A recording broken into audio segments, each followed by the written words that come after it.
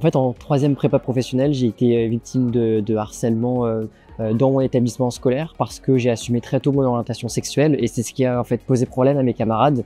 Ça a commencé en début d'année par tout simplement une question: qu'est-ce que tu as fait ce week-end?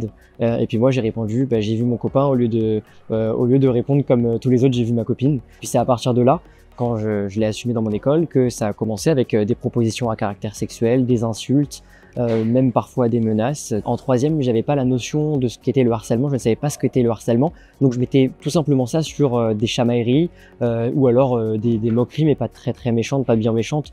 Ça allait passer dans tous les cas, sauf que c'est pas passé, ça a continué toute mon année et ma mère au mois de mai de l'année de ma scolarité a vu que j'étais pas bien, donc plus de 6 mois après la rentrée, et c'est à ce moment-là où j'ai craqué et je lui ai dit que j'étais victime de harcèlement.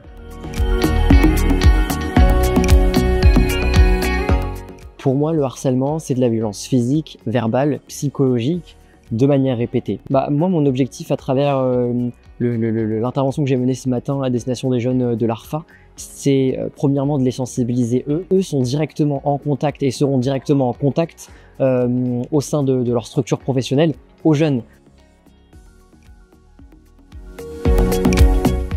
Oui, en tant qu'éducateur, c'est important de les sensibiliser pour qu'ils puissent connaître la démarche à suivre, la marche à suivre, connaître aussi comment aborder ces thèmes avec les jeunes, comment leur répondre, les remercier de s'être adressés à l'adulte.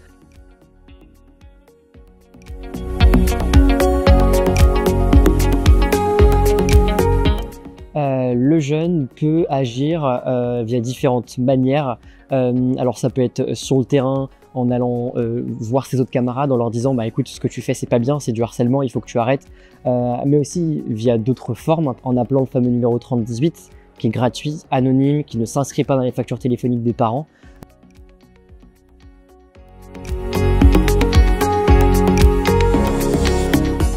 Je pense que c'est hyper important, comme aujourd'hui, comme à l'ARFA, on puisse donner l'opportunité aux encadrants de recevoir une formation, une sensibilisation, une conférence sur cette thématique. Ensemble, tous mobilisés contre le harcèlement, les discriminations et pour l'inclusion.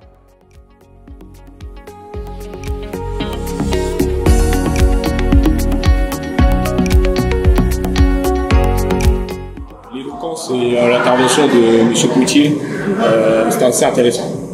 Déjà de voir quelqu'un subir les choses de raconter, de témoigner.